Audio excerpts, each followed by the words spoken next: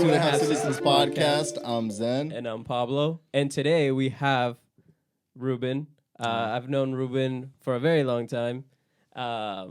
Graduated cum laude from Texas A&M, 2018.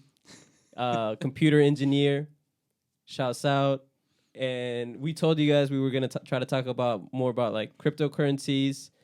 And we got a young Elon Musk on today. Yeah. So he's like the smartest guy I know. So yeah. You don't know a lot of smart people. No, I'm just joking. Thanks. Yeah, I appreciate it. Yeah. No, I've met some of the people that like Pablo associates with. He ain't got not like he got like dumb friends, but like he just don't pick the brightest light bulbs. I feel like out the whole lows. You know what I mean? But no, I mean I was literally from the beginning part. I said I had to get started. I'm like, all this stuff that you're saying, I'm like, we should probably be recording already. I was like, this is getting a little wild. Let me hurry up and throw this on. So I have a lot of things that I want to talk to you about when it comes to like this weird financial game. And I think it's great that we have him on this week because we can start with, you know, going into all of what Coinbase getting put on to like what NASDAQ or whatever really means. And what that did for Doge, because a mix of that and Elon, every time Elon tweets, I'm like, I got to check my Robinhood. The second that it pops up, I'm like, I got to see, you know, notifications on. Tuitions getting paid now, you know what I'm saying? We're probably going to have to upgrade studios. I'm quitting my day job. I'm a full-time Doge trader.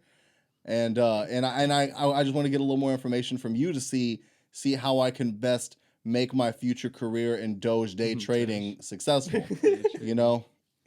Man, that's hard. But I don't know if you want to start with like a little bit about your background and like, you know. Tell us the Ruben story for a little bit. The Ruben story about what I do or? Just like how you came up, you know, how you came from. I came up. How you got it from the mud. Oh my God. I think Pablo is, he likes my story. No. Yeah, I'm from Houston. I'm from Spring Branch, but I've moved around so much. Hey, so I got it tatted. We have so much branch representation in my family alone. While we're just dipping into the whole thing, me and my cousin both people from like the northwest side of Houston, who grew up, made it out the hood, made it out, and got ourselves some Spring Branch bitches, dog. Like the branch bitches be there's two different like forks in the road of branch women, and I think we got from the good side because there's definitely some wild characters out in the branch. Is gentrifying now, but yeah, we both as Mexicans found ourselves Salvadorians from the branch, and really it's the wave now. Now we know where the pupusa spots are. It's opened my eyes to a whole new part of the culture. I love being in an interracial relationship. You know what I'm saying? It's the wave. But I see you, the branch, you know, the home spot. So we have branch roots. So you came out the branch. Yeah. I came out of Spring Branch. Moved around a lot. Had a single mother. Have a single mother. And then 2 brothers. So like just trying to handle that. Really poor. I don't know. Since I was young, I'd like try to hustle to make some type of money. So I'd be like flipping a bunch of candy. Had on cans. Oh yeah, going around picking up cans, like just doing anything, honestly. And then I think I'm not gonna get into like too much of the weeds, but I think like around like high school, honestly, like I think I was like any Hispanic kid where I was like, you know, kind of why would I go to school? Like I don't got money, I don't got anything. Like I should just go to work. And then I just had people like in my life that were like, nah, I think you could do school. And then like I kind of applied myself and saw like I could, you know, kind of start studying and actually working towards things like that. And then it became like a thing where it's like, yeah, like basically like now my time is worth more than like what I initially thought it could be worth. And then it's just nice to like be able to do certain things that you couldn't do. Like it's weird to be able like I used to look at people and be like, bro, how'd you spend so much on like just like like this? It'd be like, why didn't you get like the gallon? Like that's cheaper. Or like, why did you get out the faucet? Like it's just it's so weird to be able to do that. But once you get the what's it called? The Brita? The Brita, yeah. I mean, I still have the Brita, but the filters are expensive. I'm pulling up with the Brita. I get the Target brand Britas. The Target brand refillable filters. They're supposed to look and taste and feel the same as Britas. Yeah. But if you didn't find the worth of your time and and didn't start going down a better route like that, let's be real, what do you think would be your ideal manual labor Mexican job? Like if you had to like pick one straight off the like job search book. Oh damn! Like if you were posted up in the Home Depot, where would you more likely hope to go? I feel like you'd end up in construction because you'd make the most, and then. But you'd what be kind like of construction is the thing? Though. Yeah, your back is messed up. I go probably I don't know. I go build pools for like rich people maybe. Yeah. I think that's like it's not too intensive. It seems like the task doesn't change too much. It's like dig a hole and then I mean I don't maybe it's more difficult than that. But hopefully, but we got to think about it. Is this as the house is getting built, or is this what the house is already built? No, the house is already built. Those are the rich people. Now, house already built. You might get a white wife out here mistaking you for a pool cleaning boy, which that's the second side hustle. Tall, slender Hispanic kid. Yeah. Ooh, that's their shit. No, they exactly love it. fetishizing a minority. Yeah. They love fetishizing a minority. No, but Ruben, when I met him, he was already smart. Oh, he was pretty smart. He was. I mean, I was Damn. never dumb. He was at the. We'd be at the skate park and he had his trick book, and he'd be like, "All right." Nah, see, Pablo and I were dumb in high school. Like, we met each other at our dumbest. Yeah. Like we. I think when I met Zen, it was in photography class, and we were like slacking off in photography class. We were slacking off in photography That's class hard. and just writing Odd Future Wolfgang on tables. Really? Yeah. Like, that's the What time does the period where teacher we tell met. you? Actually, At least hated take a us. picture of Yeah, it. yeah, basically. And, like, I think halfway through sophomore, I think when like they announced DACA, that's when I was like, oh, I can go to college. Let me like start trying. Damn. No, I mean, I think that's Yeah, how it was yeah. for me too. I was like, I can't go to college. Like, you can go to college. I was like, I could. It's like, I can't afford it. It's like, now someone will pay for you. It's like, oh, then maybe I will try. Yeah, yeah. See, and that's the problem for me, as I think you guys had so many obstacles that it seemed like you had to overcome them. Yeah. Because, like, for me, my parents were like, hey, we're going to pay for y'all. Like, we're going to pay for you to go to school. Just, like, figure out what you want to do. But then they were also like, you should do this or you should do that. And then I was like, I'm gonna go tour with my band. yeah, I'm going to do some reckless shit. Damn. But I'll be back, though. Yeah. And then Did you do that? I toured went on tour. like California Damn. and back and all this stuff. But it was funny because what had happened is like I was going to Lone Star. Yeah. But what was really happening, I don't know. It's like I tried to get motivation and I couldn't in any way, shape, or form. Mm. So like, the way that it first started, I had like my classes, but it was like I had to go down 290 and there's a lot of traffic, and so I would go to this campus, and then see some people. It would seem kind of fun and all, but I had like most of my classes in the day. Then I had a class at 6:00. And then when traffic would try to hit, when I'm like, I had a big gap, probably like a 4-hour gap between like where my morning classes were or whatever and like where this evening class was. Yeah. So then I'm like, the first time I'd be going there a few times and it was English, which is like my best subject. So I'm like,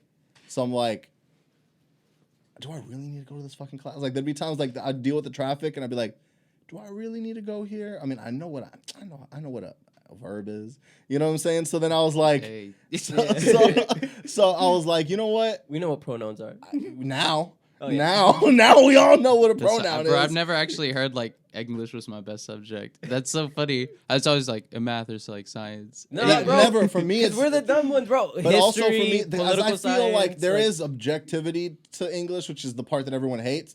But for the most part, it's mad subjective. Like, was that piece good? I don't know. In my opinion, it was. I You would know just what I turn mean? it on white people and be like, You just don't understand my culture. yeah. And then the professor would be like, God damn. Yeah. So no, actually, I ain't even gonna front. I'm gonna be real. When I was like and I was talking to my mom about this like the other day. When I was in like I guess middle school, I was really using life situations Yeah. heavy in my writings. Damn. Like I was like, what do I need to write about? Write about a moment that changed your life, or write about like this. And I was like, especially when I was younger, like my cousin died from suicide when I was like in 6th grade. Wow. So I was like a big thing at a big pivotal moment in my life. Yeah. I wrote so many papers. You know how many times like I would write these papers and they'd be trying to come up to me and be like, hey, we want to put this on like a company. I'm like, I don't know if I want to put my business out like that. Yeah. I just I wanted don't to wanna put be enough to get an A. Yeah, nah. like, Yeah. So like I would get a lot of that kind of stuff. I want to, as before we move on to like some actual topics and get into some real things, I want to just dip a little bit into like the veil that I think like Hispanics put over mental health, only because I started reminiscing in 5th grade, I guess, maybe, because like my grandma passed away shortly before like the stuff happened with my cousin, and all these things were all I was like young and dealing with all these things at a pivotal time.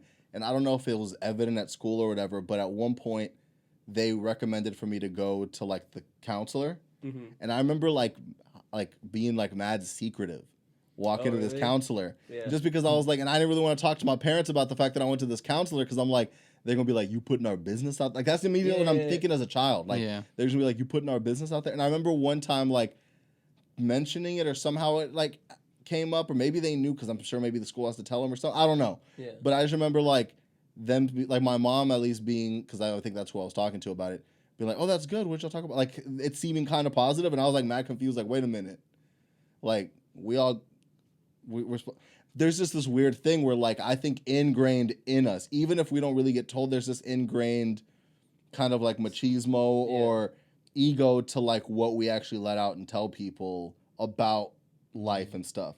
Is that like something that you guys experience a lot too? Especially because like y'all, I feel like a little more Mexican than me. I mean, I was born there, my guy. Yeah, I'm saying a little more. That's why I said a little, dog.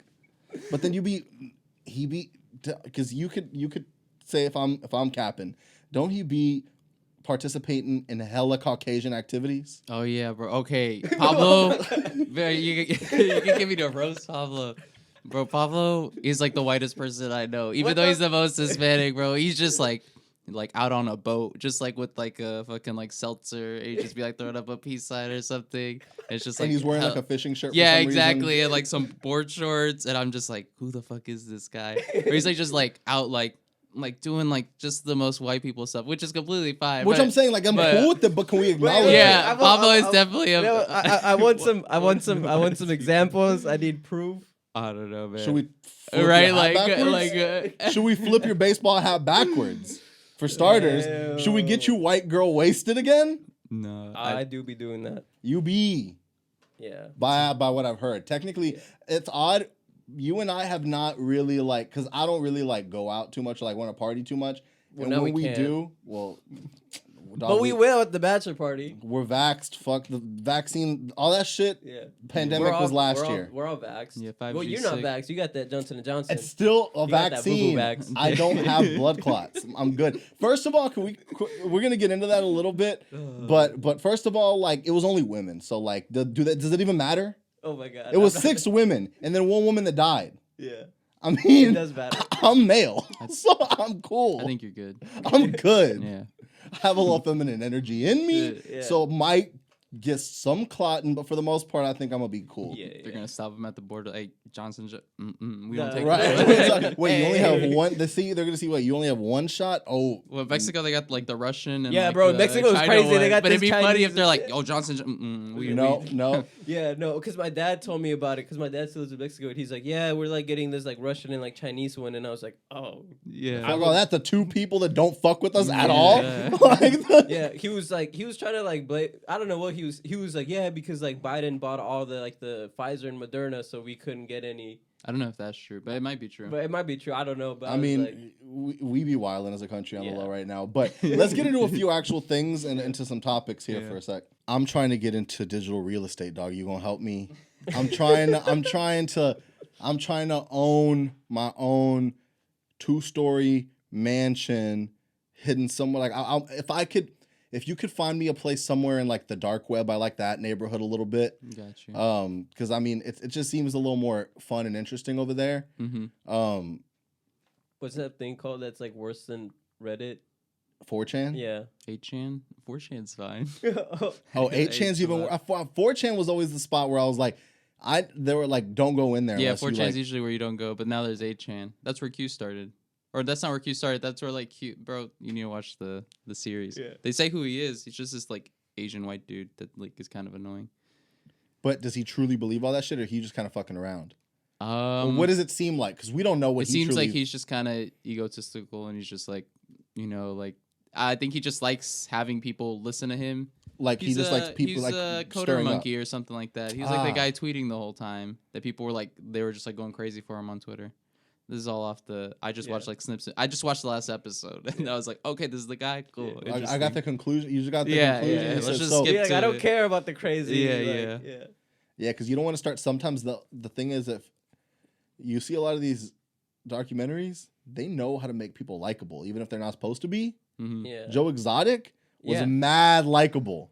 He was like a meth head relatable. that like paid other dudes to have sex with him. Yeah, and like just basically drugged up teenagers to keep on like being with him. Yeah. But he was kind of cool. Like, he had the juice, dog. Yeah. He had that tiger swag. You know Not what I'm saying? enough to get that pardon though. Real talk. That would've Honestly, been that's sick. one of the that's honestly one of the most disappointed I've ever been in Trump, because that would have been the perfect season finale to his presidency. Yeah. To just Season like finale to with his with pandemic and all, for us to Yeah. just like, it's like, you know, when like a comedian finally like at the end of the joke they bring back a joke from like earlier in the special, and it's like, Yeah. he did that callback. Like Tiger King was beginning pandemic, like heat of yeah. everyone feeling away, and if he just said, "Hey yo, by the way, as I'm bouncing here, I'll have y'all's boy Joe Exotic," Come out. that would have been fire. Yeah. Because like all Kodak Black's been doing since he's been out is starting beef with other rappers. Yeah. Well, I mean, that's what Joe Exotic be doing too. He Yeah. drop another But I would diss have track on Carol loved to Baskin. see. I would have loved to see a Triller event. Yeah. Joe Exotic versus Carol Baskin. Damn. Oh. That would have been a pay-per-view event for sure. Yeah. Like that, bro. Y'all gonna watch that fight tonight? Oh. Ben Askren versus Jake Paul. No. I It's- don't know. but you'll I tell know who me Jake about Paul is. I don't know who the other person is. UFC fighter. Yeah. Oh, But he was a like is it free? he was a Yeah, nah, yeah. Oh, well, nah. then There nah. Guaranteed like before Go the on pay per Facebook view. Live, put it, and I'll just be watching with you. Yeah. Like like Ben Askren's making like $500,000. Wow. Jake's making like 680,000. This is before like pay per view, like Numbers coming. sales and all that stuff of what they'll get percentage wise. This is just like guaranteed Damn. out the gate. Ben Askren's kind of making this seem like it's a whatever fight, but this is his biggest payday of his career. Damn. Just Which is fighting a crazy. YouTuber. MMA people don't get paid enough. No, they don't. Yeah. Yeah. That's why it's a 'Cause they- boxing. It's a boxing match, They and really get messed up. that's what Jake's kind of like putting out here, being like, look, like he's showing them boxing money, and he's like, boxing pays. Boxing is the sport that people actually come out and watch for, and he's basically, everyone feels like right now. I agree that UFC is like the most entertaining sport right now. It's like the one that I actually care to watch. I don't give a fuck about watching some people box, but like UFC, you've seen some wild shit. It's entertaining. Now he's kind of being like, look, I'm showing them that boxing's the way. Boxing's where the entertainment is. He's bringing entertainment back to boxing. Mm-hmm. So that's gonna be some money. How do I NFT this? How do you NFT it? How does Jake? I mean, Jake, I've been seeing him like. Oh yeah, You've people been made fucking with Clubhouse. With what? With Clubhouse, you've been getting inside the. No, what is that? Isn't that worth like $1 billion or something? Now, so I don't know what it basically, is. like all these really big people. Didn't Jake make an NFT of him knocking out? Like, isn't his like a video of him knocking out Nate Robinson, and it's like $1 million? Probably. And then They're people, trying to sell it, yeah. yeah, people are like, you paid $1 million for a free YouTube video. But it's owning it on the blockchain. Explain that. Where does Yeah. now? Let's get into it. So, what's the difference between having the video from YouTube and owning the NFT? What makes that more valuable than the other? You get. I don't think there's literally. I mean, I know it's because half we the say time. it has value, Yeah, it's literally that. and being it minted onto the blockchain, Yeah, that Which- means nothing. which everyone says it's on the blockchain. You can see it. Have you ever seen the blockchain, dog? I mean, Where the do you blockchain's see just it? a How do you ledger. see it? You don't really see it. It's just- like your so then how do you computer know? breaks it apart. So the blockchain works. It's like just a ledger, right? You add to the end of it, and then everybody's computer's like, it's like if I gave Pablo some money, and then my computer's like, hey, I'm giving Pablo some money, and then everyone's like, hey, he's giving Pablo money. And everyone's like, all right, we'll all agree he's gonna give Pablo money, and now everybody write it down, nobody forget, and then now Pablo has that money, and so now if anybody's like, hey, Pablo, I never gave you that money, it's actually my money, like, nah, Pablo had that money. Or basically like that hash of like that whatever is now Pablo's or whoever, contains it. It doesn't. But how do you pertain to actually him. fact check that? Or how do you actually like, if someone says, if two people are pulling up and they're like, hey, I got the the one of one Nate Robinson NFT, I mean Jake Paul NFT, and they're like, nah, I got it, and they're both showing me the same video. Well, I think for NFTs, it's just hosted somewhere, right? Wherever well, because I know you have to have, by my understanding, I've never bought one.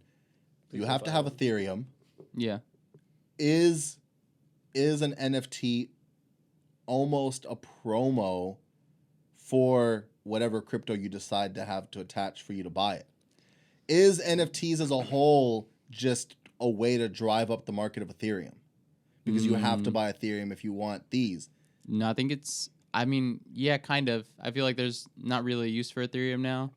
So by you putting some like thing that you can buy with it, then people will be like, why okay, doesn't well, now why do there's some we use. not have like a use for it? What makes Ethereum better or not? It's a crypto, right? Yeah. So what makes it better or not better than Bitcoin? Is it people's belief in it? No, it's not that. It's just, honestly, I think Bitcoin came first. If I were to put my money on which cryptocurrency would do better at the end, I would say Ethereum, just because of there's more backing behind it in the sense of like research. So I would go with Ethereum. Right now, I wouldn't invest in either just because of how inflated the prices are. But yeah, I think the reason that, all right, wait, what was your question? Let me think about that. Now, do NFTs actually have a value, or are we just kind of putting NFTs as a way to inflate cryptocurrencies? That's hard. Do I they think actually NFTs like, have no value. Like, does it actually mean anything? Who really gives a fuck? I mean, like, all right, I try to think about it like these records that I have right here. A lot of these records I bought when the album originally came out, and it was the first pressing of a limited amount with a different colorway. So I have records that are like 1 of 50, and they'll be numbered, and it's a colored vinyl. I know because it's colored, and I knew that when that vinyl came out, they made it in that color. I could look that up. I could look at the back and see that this came out in this date when it originally pressed, and it's, 25 of 50 or whatever the situation is. Mm-hmm.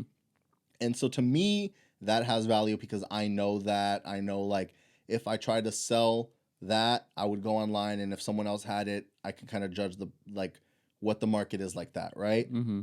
With an NFT, I don't know. It's like, I see it right here. It's here. You could say the same thing. Like, I could listen to that same album on Apple Music or any streaming service. Mm-hmm. To me, it seems like the physical thing being there is what adds the value. There's these little nuances. Because you're the fan. So like all of us here, we all like sneakers.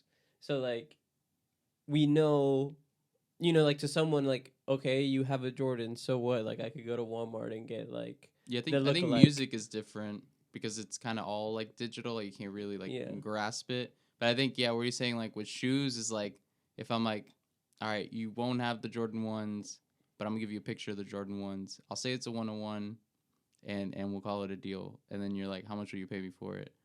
And then because you have it, because of just like, I feel like because it's so new, people are like, I'll just give you like this like ridiculous amount. It's like, great, I will take that. And where do we go from here? If everyone starts having these NFT art pieces, are we gonna have like? Because the only way I can see it in the future is like, I think about art and why it matters. People come from far and wide to see the Mona Lisa, right? Yeah. But like my parents have a copy of the Mona Lisa in their house, and what's the difference? Is it? I try to talk to my dad about it because he's actually like he likes art. Yeah. He's like, well, the size. I'm talking about value, right? He's like the size is. I'm like value when you think about like why does this cost more than this, or why is this worth more than this? What is it, right? What is the difference between these two identical to a degree art pieces? You saw the real one. Where do you feel like the value is? Will we eventually have like an internet museum where all these NFTs are there and you're able to like understand? But then how does that go? Is it a screen? Like, you know what I mean? Like, there's so much shit where like, is some place gonna be like, we're gonna buy slowly all these NFTs from people, all the Pop-Tart cat, and we're gonna buy Jack Dorsey's first tweet because those are like the first ones that were really popping off. And are we then eventually will be like having these galleries of the internet? I don't know where it goes. Yeah. Some people are joking about like you'll be buying these houses, like people are actually buying like $80,000 houses digitally in this like Sims type world. Yeah. And are these NFT pieces like art pieces that you put inside this digital house? Like all the real estate's digital now. To me, I'm wondering is this actually going to be something and these people are just on the cusp of the future, or are these just people who have too much money to spend? A little bit of both. Yeah. There's a little bit of truth to those two statements. And like, yeah, I mean, because when I think about NFTs, like, how liquid are they? Because if you were thinking about it, like putting in your portfolio, you have to know how liquid something is. And if it has no liquidity, then what the hell are you doing? Yeah, well, I think that's also a thing you could do, right? It's the way to launder money, right? You could be like, this is worth $7,000. I mean, $7 million, and so you can put any value on it because it's really like up in the air on how much it's worth, just like regular art. And now, what about the case where you could have, like, let's just say all three of us were billionaires, right? Or multimillionaires. I don't know if we want to go that far, but we got some money, and you're trying to put your NFT out, and you're trying to like be like an artist, and you're like, I want to make this, and I want it to like go well. And I said, well, dog, I got you. Put the NFT up. I'll buy it for 10 million. So now, because and then I'll put one up, and you buy mine for 10 million. So we just swapped money, but we both made it seem like, dude, he has an NFT worth $10 million, and I have an NFT worth $10 million. Now we're inflating the market of the NFT. That shit's illegal in the stock world. That's where like this stuff is like weird to me. So that's like this thing is like, that's very possible that all these things are like being put this way to make it seem like, oh shit, some stuff's going on. So then the normal person's like, I gotta get in on this because people are making some real money out here. And and it could be like they're not. Exactly. So that's where it's like, I don't know what's what and where the future is going to be. It just brings up a lot of questions on how we're going to start doing business in the future as we start decentralizing and just becoming more with each other online. I do want to backtrack though. For the people that don't know, how does a cryptocurrency like Bitcoin actually have value? I mean, same thing. So it's literally the amount of value you put on it, right? Like what you think you can do with it. So initially you could do nothing with it. Now you can do like a decent amount of things with it, right? So as the value increases, because more people want it, it's just supply and demand. And then I think the only innate thing, at least that interested me when like I started like buying Bitcoin or like any cryptocurrency, was like the fact that at some point like you will no longer be able to make more Bitcoin, right? As opposed to like money. Right now we're like printing money like nothing, so it inflates the price.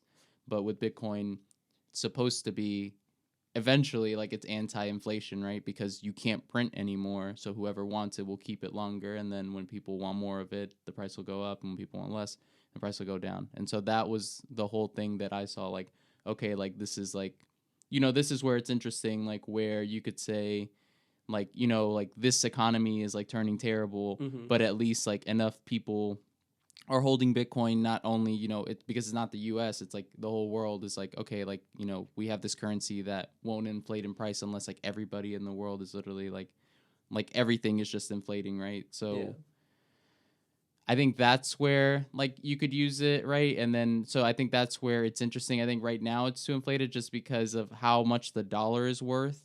And so because people have so much money like in US dollars, like the price is being inflated in Bitcoin, right? And so once we kind of start seeing a recession, I feel like that's where we'll actually see like, okay, like this is like what Bitcoin's made of, right? Like we'll actually see like, is it like anti-recession? Like will it actually hold its value?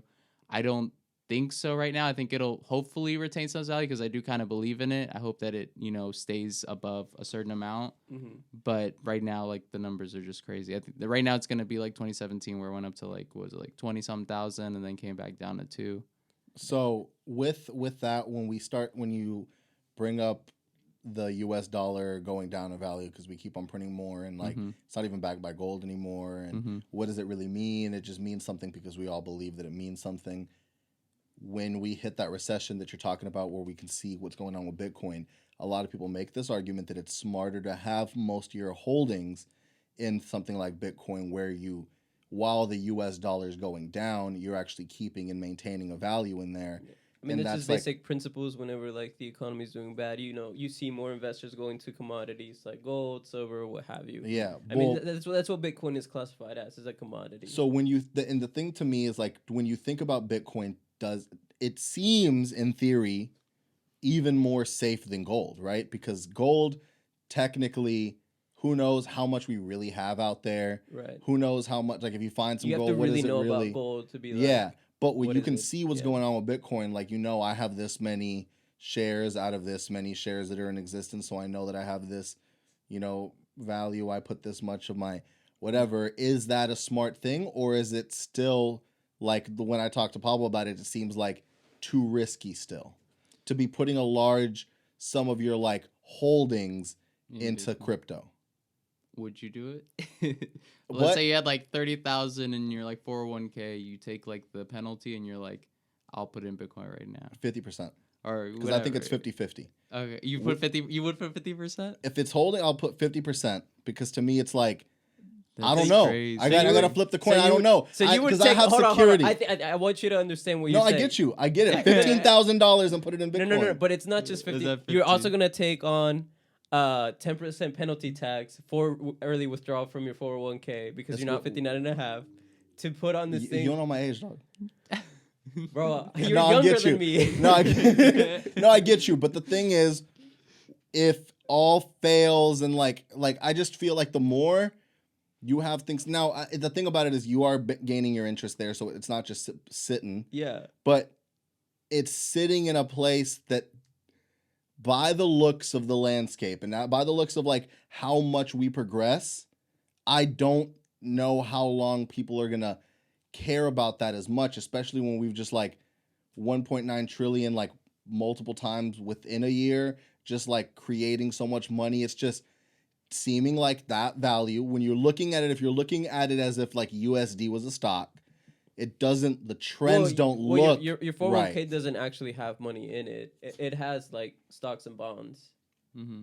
So it's not. But like, I still feel like I would there's want. There's not like it's not a savings account. Like I know I would want to put at least, and this is, I mean, I'm just saying it theoretically. I would want to have like 50% of like my holding savings or whatever in crypto for the case that the world's going crypto. Because I truly think like at this point we can't separate ourselves from the internet. Like we're addicted, like literally. And I think that's where we're gonna head. I don't think there's going back. With that being said, could there ever be like a global adoption if there can only be a finite amount of it? Damn. You act like I'm a Bitcoin historian. No, like it's funny because I haven't really looked into it. Like even when 2020 was coming to an end. Yeah. I saw like it was still sitting at the same price it's been sitting for a while, and I was like, oh, like this might be a good investment because the whole point is supposed to be anti-inflation, and they're about to hit us with a bunch of stimmies, so that should be. And I feel like people thought the same thing, like why don't I start putting money in here, just in case, like the dollar will obviously inflate, lose value, but hopefully Bitcoin holds. And so that's like what people in Venezuela were doing, right? So their dollar was worth so little that people just started holding Bitcoin because all the government did was print money. And so Bitcoin ended up being worth more because other places in the world are actually stable and they would buy the Bitcoin. So it's like, okay, like at least I know that like if people are paying me in Bitcoin, then it'll be worth something. But like this Venezuelan dollar is like worth absolutely nothing to me. Another side of it though, that because a lot more of like the technical side of it, can it still be used to launder money? Bitcoin? Yeah. Or is it like because it's backed by too many computer things? I think it was probably easier to do that by my guess whenever people didn't know about it as much and not as many eyes were on it. Right now, too many eyes are on the market, too many eyes are on what's going on like what's being transferred. And to me, I mean, like I said, I don't know how the fuck you can see it, but doesn't it seem more risky when you have the blockchain, when it's minted that, hey, if this illegal activity, I know they'll probably cover it up or whatever, but you have it on the blockchain. Hey, this shit happened. Mm-hmm. Regardless of you can find the context of what that transaction was you later. can't erase the blockchain, right?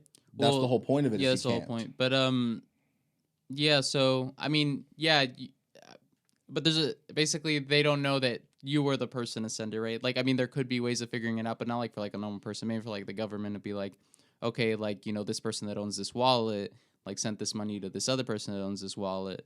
It's like, let's say Pablo goes in jail. It's like, oh, Pablo owns this wallet. Like, he's been doing a bunch of illegal shit. Like, let's find out who owns these other wallets because, they are probably laundering a bunch of money for him or doing a bunch of illegal shit. That type of deal. Now, I know you might not, like, this might be a little extra because, like you said, you're not a Bitcoin historian. But if the whole point of why people fuck with it is because it's decentralized. Like, you know, nobody has a control. 51% have to agree on something for it to then be minted on the blockchain, right, or whatever. That's like the way that it goes. Is there, or if, what happens if like I hear, and I haven't done like the actual research, but that like the U.S. might own like might be like the second largest holder of Bitcoin. Right? Yeah. What happens if someone, like if America buys 51% of the Bitcoin and becomes single-handedly the 51% that gets to make the decisions on things being printed on the blockchain, basically in a sense decentralizing it again? Is that a possibility? Is that a risk that people can see? I know people keep on having the theory, well, what if it gets hacked? What if it gets hacked? And people are like, well, they'd have to hack all the computers. So I see why that's like not as feasible. But to me, it seems more feasible for like America to be like, all right, we're taking on to this shit. Everyone's going Bitcoin. We can't fight it. If you can't fight it, we'll go with it. And we'll just fight it that way. We'll buy 51% of the Bitcoin. We'll take people's Bitcoins in these heists when we deal with the illegal activity. And now we kind of get to control what or what doesn't really get put. I don't know. That's a crazy hypothetical. I'm just like, I have no idea. I would assume that we couldn't afford it. There'd just be a huge backlash and just like, why? I mean, the whole reason I think Elon Musk put so much money into it is because it's like, well, I'm going to start taking it for my...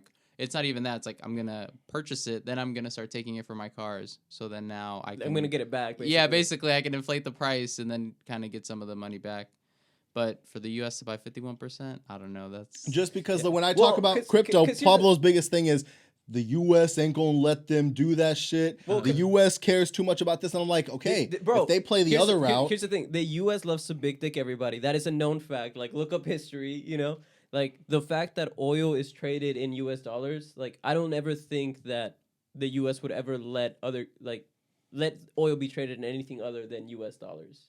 You know, like things like that. Like.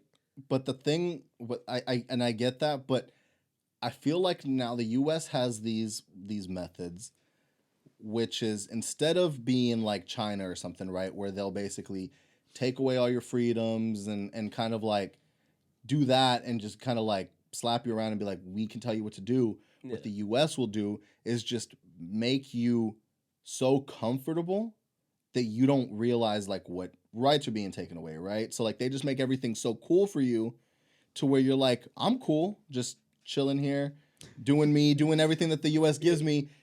And I think it's a different approach when it comes to us. Yeah. They don't big dick us around because they know that if they do that... No, they big dick other countries. I get that. Yeah. But if they just basically say like, oh, everyone's really trying to get into this Bitcoin thing, they're trying to step away from USD, then we'll just lead Bitcoin. Then we'll just, basically try our best to control the market we can. I think about countries like India who like outlawed Bitcoin and then they created their own crypto. So like what say other countries just don't start doing that? Then because it's a matter of like who gives a fuck, right? Like we have to say it matters. We are saying Bitcoin matters. If like when Yachty came out with his coin, it was interesting because he was like one of the first artists doing this crypto thing. But have you seen where Yachty coin is? Like, have you, like, I mean, I'm saying, have you seen, like, where any of this shit, like, does anybody talk about it? Because, like, no one actually gave a fuck. Yeah. Dogecoin, that's why I say it's, like, the internet's coin. It's, like, if everyone says it doesn't mean anything because it doesn't have a finite value, like, it could be whatever the fuck. Mm-hmm. It's just everyone on the internet getting together and being like, hey, we're going to say it has value. Yeah. But then that goes to that same thing where you just, like, how you were saying, you just find a person dumber than you to tell them, hey, bro, hold this. And then you cash out and then you just, like, screw the other person. That's why I feel like this whole thing's weird. It's a game, and it's all just like you got to know how to play it. Yeah.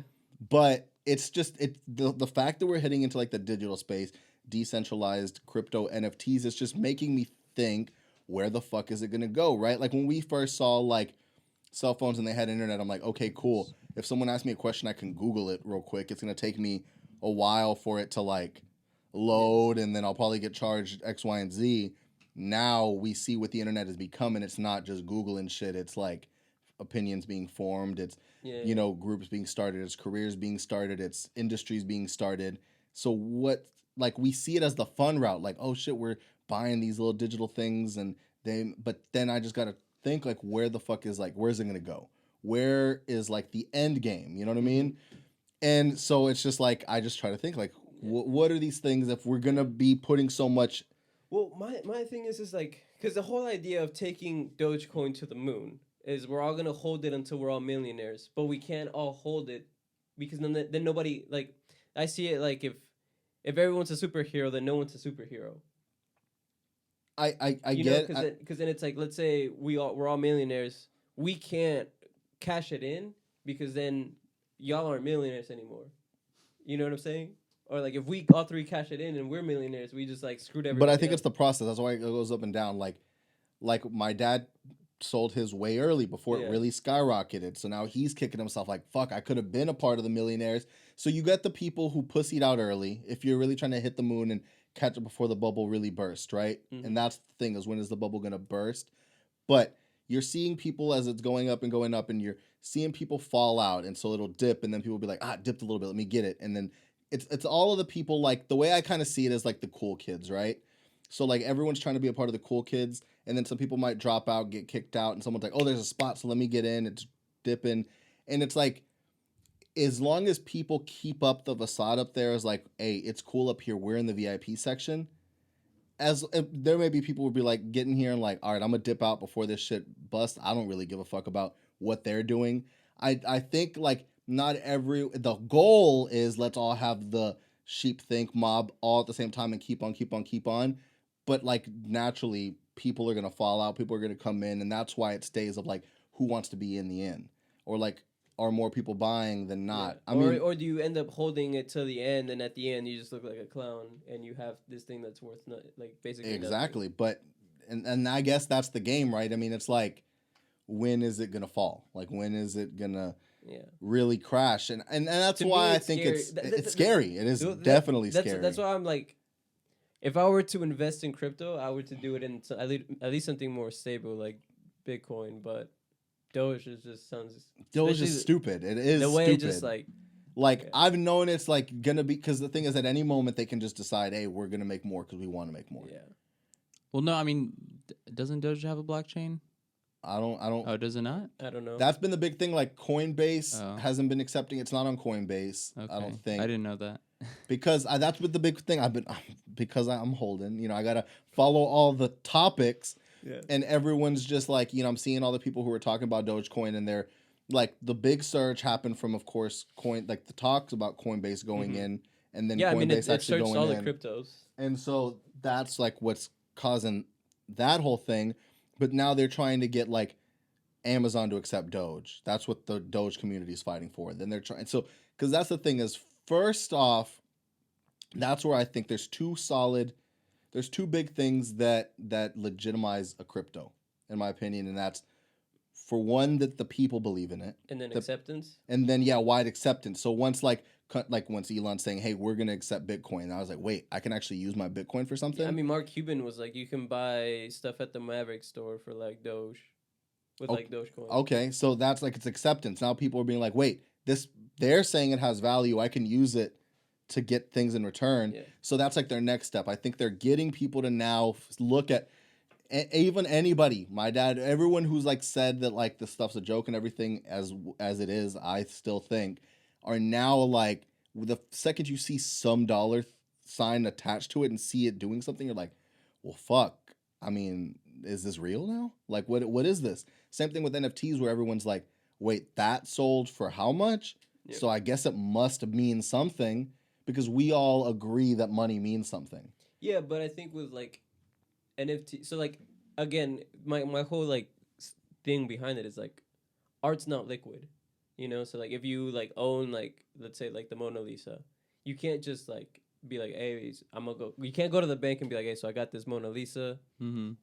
How much, you know, is worth this much? Like, you know, you got to find a buyer. So is NFTs like that? Because if we're saying it's digital art, do you have to find a buyer to then be like, okay? I think so, because it gets auctioned like art. Mm-hmm. For a lot of times in the start, like The Weeknd put out an NFT, and I know there was like a few that were like a certain amount. Because at this point, fixed. I'm like, damn, sneakers are more like liquid than this. Yeah, it's like there's like the first you see the multiple things of like the art pieces, and there's gonna be like maybe like 100 of them, and they're numbered or whatever, and then there's like another one that's like an auction, and then that one has like an unreleased song.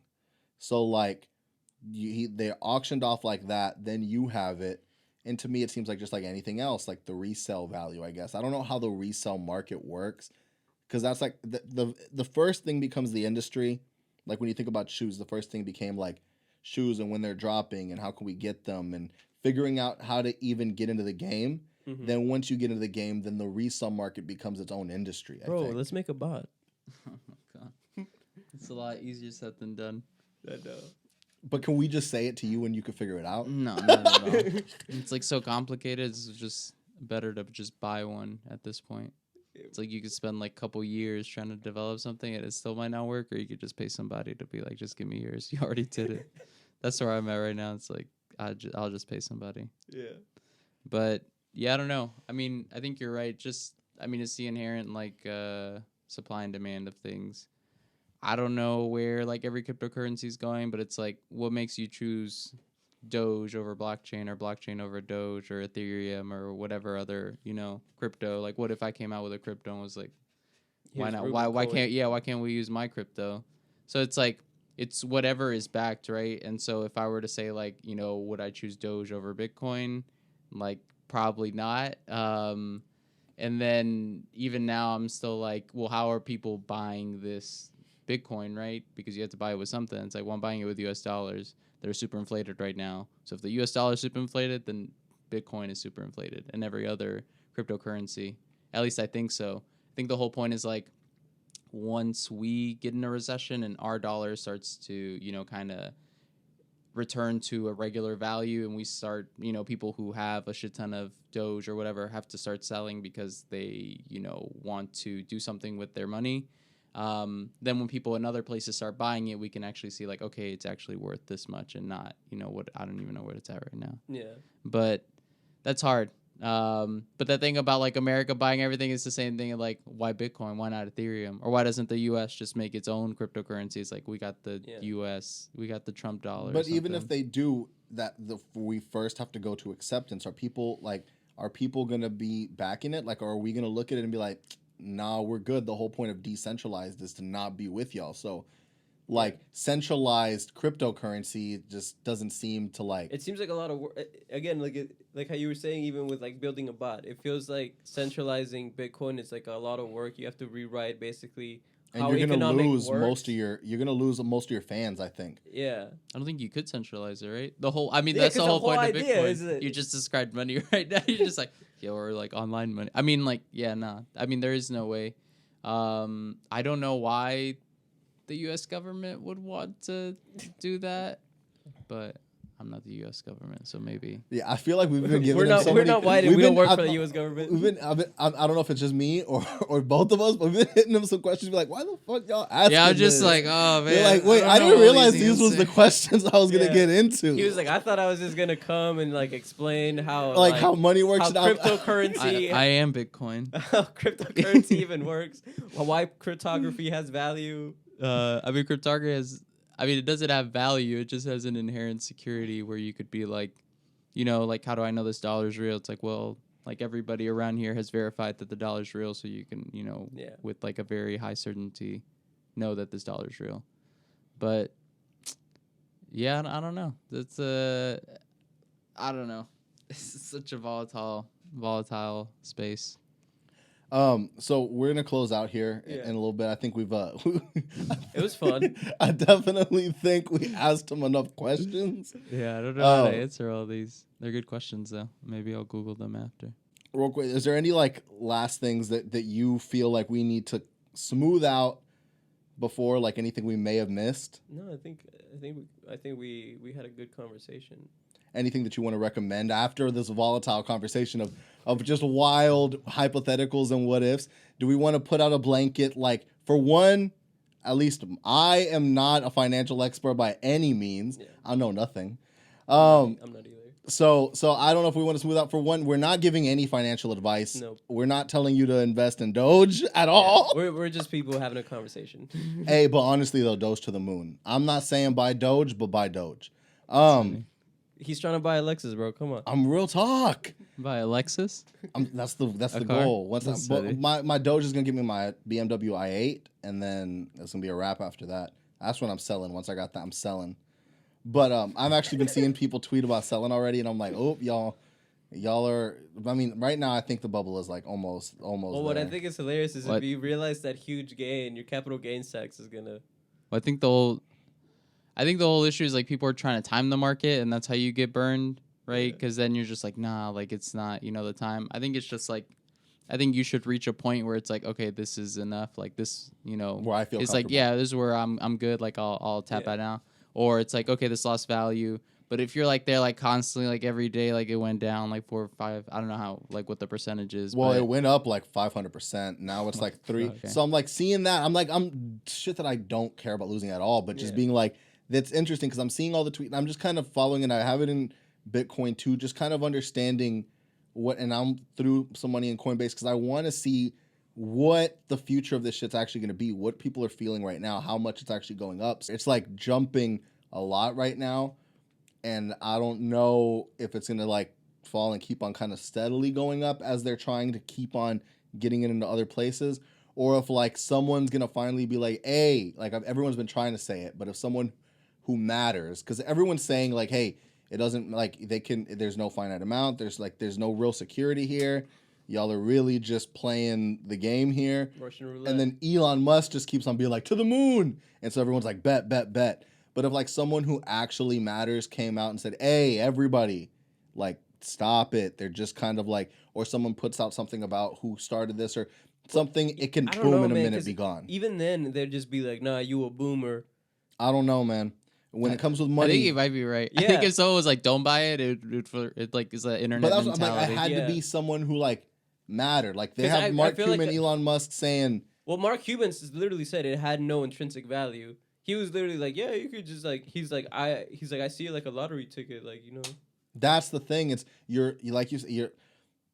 when I tried to go to when we went to New Orleans like a month or so ago, and I'm there at the table, and I'm there at these slot machines. He said all on black. And I go and I'm just like, what the fuck? Like that was okay. I put this in and it's gone. That's where a lot of people are gonna be here with Doge. Yeah. That's where a lot of people are gonna be like, all right, ooh, we had it. And you're seeing your wins and you're like, bet, bet, bet, and then you're just seeing the things go down. You're like, wait.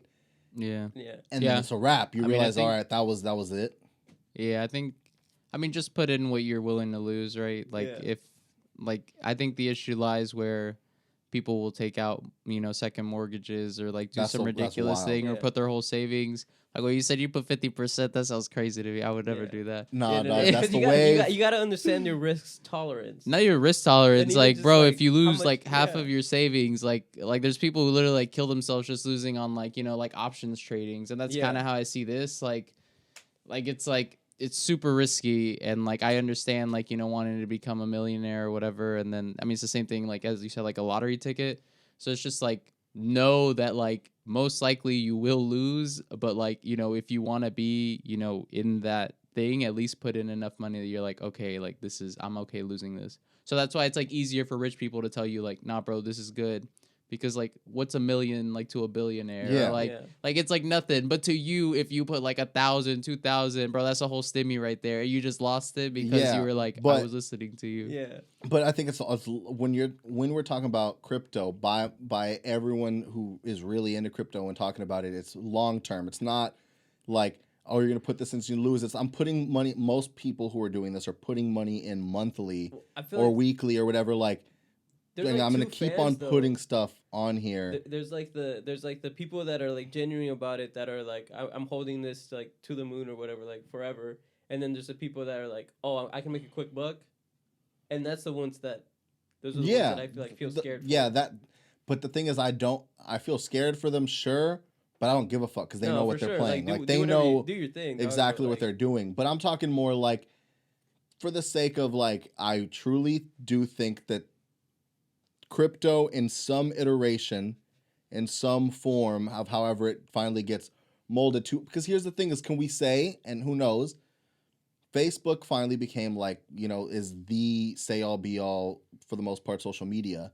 but we was I don't all think so. riding. We was all riding with MySpace Yeah. mad hard. Well, I think like I think that's not right because I think like you said like before MySpace there was like what like AOL. Like I think like inherently like most social medias fail after a while. Like, even TikTok like might eventually become better than Facebook. I mean, who the fuck goes on Facebook? It's like all right now Instagram, and it's only because Facebook bought Instagram because they saw That's that they what I'm were saying. falling But out. they kind of they know what they do. So like TikTok, you say might go up, but what like Instagram pulls reels up real quick. Yeah, Reels Clubhouse suck, is though. like you join these rooms and you're hearing people talk about things. It's just audio. Can you explain Clubhouse? So I yeah. don't even know what it is. I'm gonna invite you. So I'll give you an example. You pull these things up right now, an hour ago. You'll go to these things and it's like all these rooms happening. So you can follow people and you can follow groups. And so there'll be like NFT talk. I'll see Jake Paul in a lot of NFT talk where these people are talking about different cryptos, talking about NFTs, talking about all these interesting things. But then like I'll get into some podcast groups where they're talking about how to like market your podcast, how to build It's like it. actual people talking or like Actual people messaging? talking. So like you can hop into this room, those people are speaking, all these people are listening, and then you can raise your hand and then get put in to like onto the stage if they're like, hey, anybody have any questions? And then you could like try to raise your hand and then you can be brought up to the stage. So you as a just normal person That's could cool. be talking to this like even in acting, there's like acting agencies and stuff like that. Like experts talking about things, and you may have for one possibility you're listening to these experts, then you may be able to ask them questions, get information, and that also might be ways to network because then they'll be like, hey, I'll send you a message, we can talk about this That's more pretty sick. in depth. I hop onto Twitter. So it's like they an have rooms interactive now masterclass. basically about different topics and they're Okay. scheduled all the time. So it's like, oh, this is happening real quick, boom, and you could just start listening in. And so it's very interesting. And Yeah, it's that's a pretty lot awesome. of a lot of great. And the thing about it though is when you try to go make an account, you have to have an invite code. Someone has to have texted you and invited you to Clubhouse for you to get into it. Really? So you can't just decide I'm gonna go make an account. I did that, and then it's like, okay, cool, we'll save your username once someone texts you, invites you in. And I'm like, what the fuck? I'm waiting forever, and Roman finally comes up and he goes, hey, such and such, you've been on Clubhouse. I'm like, I can't fucking get in. He's like, I got an invite and I can invite someone. I'm like, for real? Yeah. And then he gets me in. So then I'm like, all right, who do I think? And the problem is it's also iPhone only right now.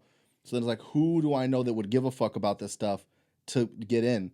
Wow. So like, Roman might have invited Pablo. I invited some of my like people, and then you end up getting more invites. You start off with like 2 or 3 invites.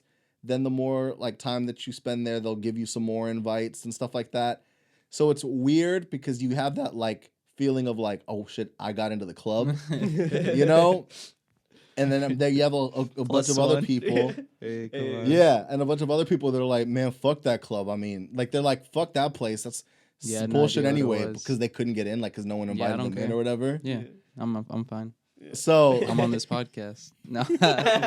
so that's why I think it's an interesting space. But then I hop onto Twitter, and because of all that, vial it up to $1 billion because you have these people be like, I want to get into that or what the fuck ever.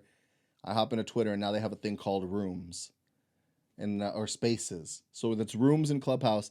Now they have a little area where it's spaces, and you can On start Twitter? a space. Yeah. Damn. So now they basically took the Clubhouse idea, threw it onto Twitter, and Yeah, so that might be like where like the government actually has to get into, right? Because you're basically building a monopoly. Like, let's say a search engine becomes popular, not Right Bing, here. but like something. Yeah. you pull up spaces, and now you got similar situation as you would on Clubhouse, but just like everyone got stories after Snapchat, it's Yeah. shit like that. But I was saying all this to say that do we think that could happen with the cryptos where like Bitcoin might be AOL or something, and we just may have not seen the one that's going to be the one in the future, or do we think That the might one be that it, we yeah. start off with is the way that we go because we've all adopted it from the beginning? That's hard. I don't know. I mean, like I said, I believe in Ethereum more than Bitcoin. I don't know, man. That's like I think Bitcoin started with that idea of anti-inflation. Right now, it's the idea that I'm gonna get rich, which I don't think is the right one.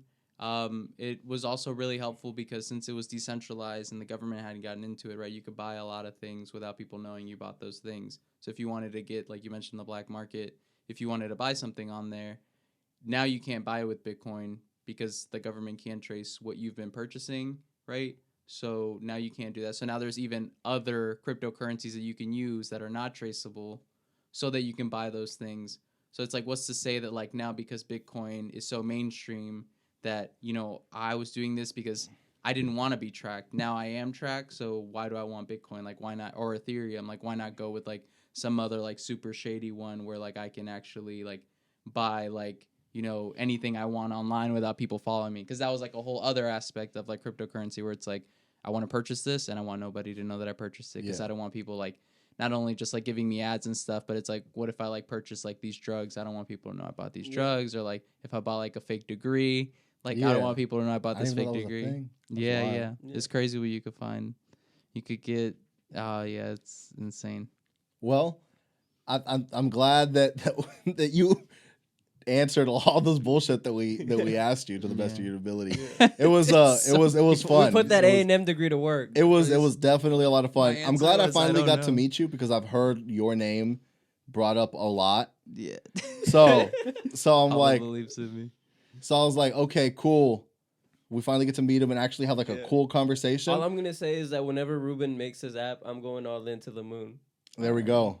I hope Pablo wasn't being a little too wild for this podcast. He tends to do that. No. You know, he tends to be saying some reckless things. That's not true. We have this because they say crazy stuff, and I gotta like calm them down. That's funny. So, it was really great having you on. You know, anytime we would love to have you back on. Yeah, it was fun. And thanks for listening to the podcast. Once again, make sure that you're telling people if you like what you're hearing. Tell your tias, you know, tell your uncles, tell them that we're here talking some shit. Hit the subscribes, likes, social medias, and catch us next week. We did miss last week, and I'm not going to blame Pablo. But I'm going to blame Pablo.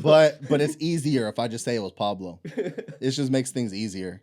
You know what I'm saying? He's the scapegoat. Actually, Roman's usually the scapegoat. Yeah, he is. But for the sake flaky. of...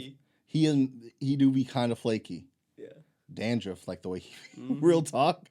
But, yeah, once again, thanks for listening. Nah. And we out. All right, bye. Boom.